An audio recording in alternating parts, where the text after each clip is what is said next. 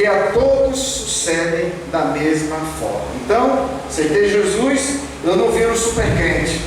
Aceitei Jesus, eu não estou. A Bíblia diz que você não está livre dos problemas, da doença, da crise. E se a gente for analisar bem, a igreja, nós aqui, vamos colocar Bibarque mesmo, nós que fazemos parte dessa igreja, aqui é uma amostragem da vida. A vida está aqui na igreja, porque aqui na igreja tem crises. Aqui tem gente na igreja que tem mal-estar com a própria família. Aqui na igreja, agora nesse momento, tem gente com problemas financeiros. Nesse momento tem gente com problemas com filhos, e filhos com problema com o pai. Aqui nesse momento tem gente com problema de emprego. Dentre nós tem gente com problema de doença, curável ou incurável.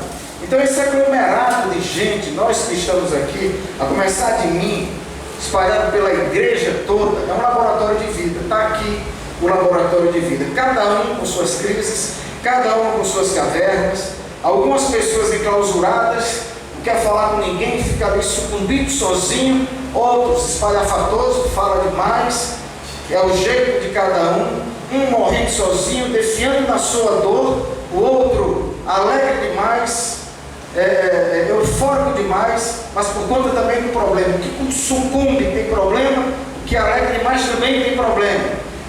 E aí eu penso que nós, como igreja, como família, nós deveríamos pensar um pouco e voltar ao exemplo de Atos dos Apóstolos. Eu entendo que falta em nós, aí no corpo de Cristo, espalhado pela face da terra, falta mesa. O que é mesa? É eu não morrer sozinho, eu compartilhar a crise que eu tenho com alguém. Atos 2, 46 e 47, ele diz que a igreja de Atos dos Apóstolos era uma igreja que perseverava unânimes. Quando ele diz perseverando unânimes, é todo mundo junto, não tem ninguém afastado. Perseverando unânimes, todos os dias aonde? No templo. Vamos para onde? Vamos para a casa do Senhor, estamos no templo. E vamos para onde mais? Vamos para a casa da irmã Doquinha. Fazer o que lá? Aí ele diz, partir o pão. Para onde eu vou? Para a casa do meu irmão. Lá eu vou partir o pão. De casa em casa. E vamos fazer o quê? Vamos comer junto, com alegria e singeleza do coração. O que é que eles estão fazendo? Compartilhando. Eu não morro só. Eu tenho meu problema, mas eu partilho. Com quem? Com a igreja de Cristo. Com pessoas que fazem parte da igreja, do qual eu compartilho a minha crise e minha dor. E lá eu vou fazer o quê? Versículo 47 diz, lá com o seu irmão, partilhando a sua dor, vocês vão louvar a Deus. E louvando a Deus, vocês vão estar unânimes, se fortalecendo, caindo na graça do povo. E diz a palavra do Senhor, que todos os dias acrescentava ao Senhor aqueles que iam sendo salvos. Por que iam acrescentavam ao Senhor a igreja aqueles que iam salvos? Por conta do comportamento dos irmãos. Qual era o comportamento dos irmãos? Eles estavam juntos, unânimes, partindo pão no templo, de casa em casa, partilhando a mesa, perseverando unânimes na palavra. Perseverar significa dizer que tem uma crise instalada, mas eu não vou sucumbir, eu não paro. O que é que eu vou fazer? Partilhar com meu irmão. Diz que havia comunhão entre os irmãos, perceba? Partindo pão de casa em casa. Eles estavam também no templo. E o que eles faziam lá? Louvando a Deus. E eu penso que nós, como igreja, nós precisamos fazer mais isso. Coisa que as pessoas vão se acabando, sucumbindo e morrendo, porque não cumpre isso. E dentro da igreja tem pessoas se defiando e morrendo, porque não cumpre Atos dos Apóstolos. E precisamos entender que a vida, ela é feita de ameaças. Tudo na nossa vida existe uma ameaça. Aí, em 2 Crônicas 22, versículo 20, capítulo 20, versículo 2, ele diz que, o texto começa dizendo que existe uma grande ameaça. Josafá está ali tranquilo, problema nenhum. Os problemas normais cotidiano. Ele está lá levando sua vidinha. De repente, chega uma mensagem para ele. Qual é a mensagem? Vem uma grande multidão contra ti. Pois é. Juntaram aí uma galera da montanha de Seir, os coatitas, os amonitas. É uma galera forte e vem me atacar.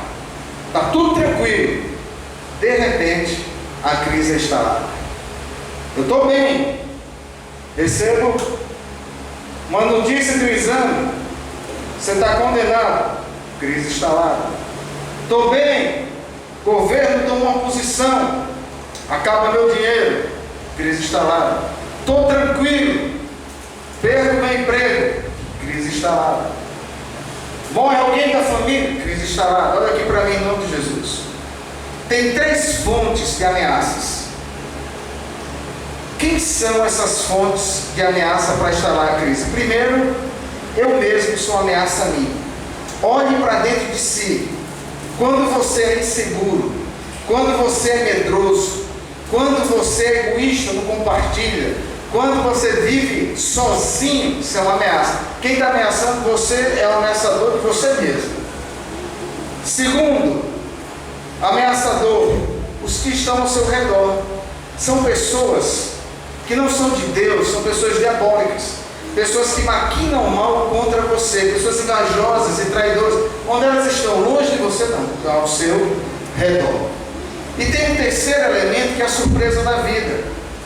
Essa que é a surpresa da vida, ninguém espera. Está tudo bem, mas de repente acontece alguma coisa. Você não espera. Então são 3 fontes de ameaça. Você é uma fonte de ameaça, porque você não sabe lidar com as crises. As pessoas que estão ao seu lado são pessoas ruins e diabólicas, que instalam crises e não quer ver você bem. E existem as surpresas da vida. Essa ninguém consegue controlar. Porque, vamos combinar, ninguém programa desgraça. As desgraças, elas vêm sem a gente saber. Né? Por exemplo, a gente está aqui em 2025, mas de repente alguém aqui diz assim: pastor, eu acho que vou deixar agendada a desgraça para março, para a minha vida. E o que é? Não sei, eu acho que eu vou acabar com o meu carro e vai incendiar. Está programado para março. Ninguém faz isso. Por quê? Porque ninguém programa desgraça. Então, elas vêm com surpresa da vida. Então, o que é que leva à crise? A nossa imaturidade, preste atenção nisso, em não saber lidar com o inesperado. Eu sou imaturo. Eu não tenho maturidade para lidar com o inesperado. Porque eu penso que o meu mundo é o mundo do Bob. É o mundo encantado do Bob.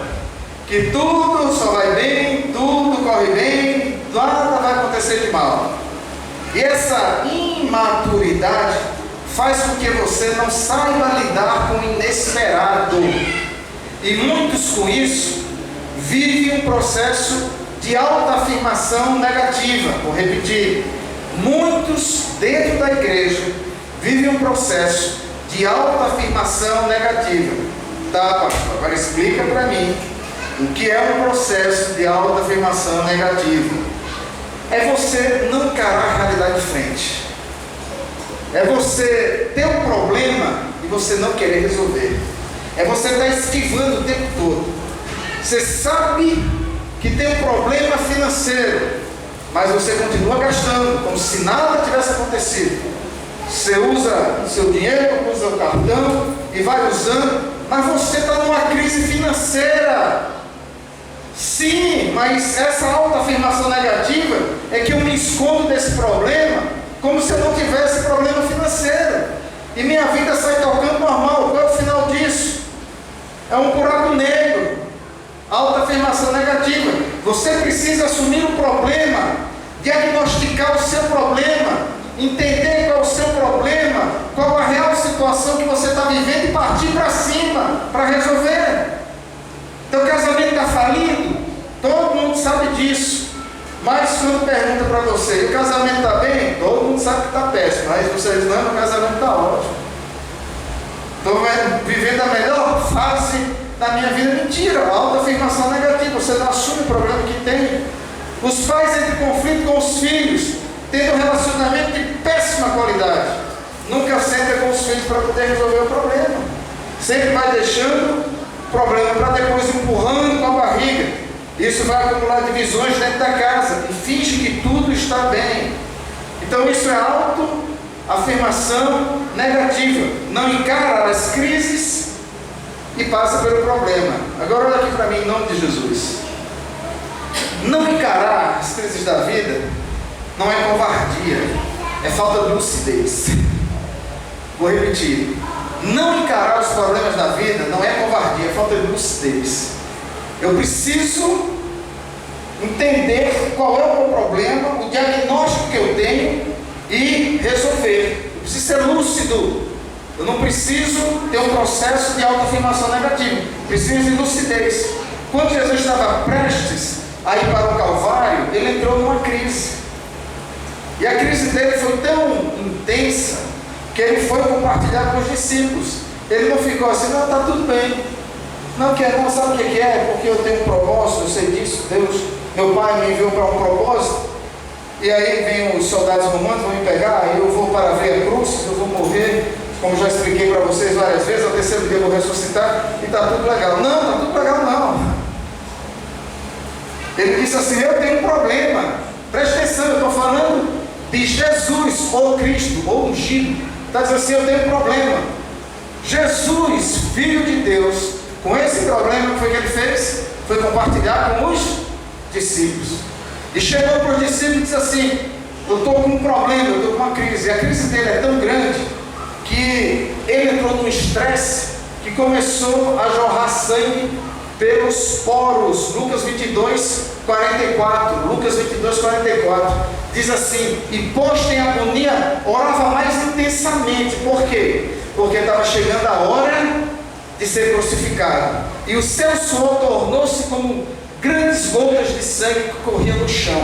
Os poros começou a sair sangue. Estado de estresse. Ah, pastor, mas isso acontece com Jesus. Negativo. Qualquer pessoa no estado de estresse altíssimo pode jorrar sangue pelos poros. Não é porque foi Jesus. Mas o que foi que Jesus foi fazer? Ele foi compartilhar. Chamou os discípulos, Pedro, Tiago e João, e disse assim, eu preciso compartilhar para vocês.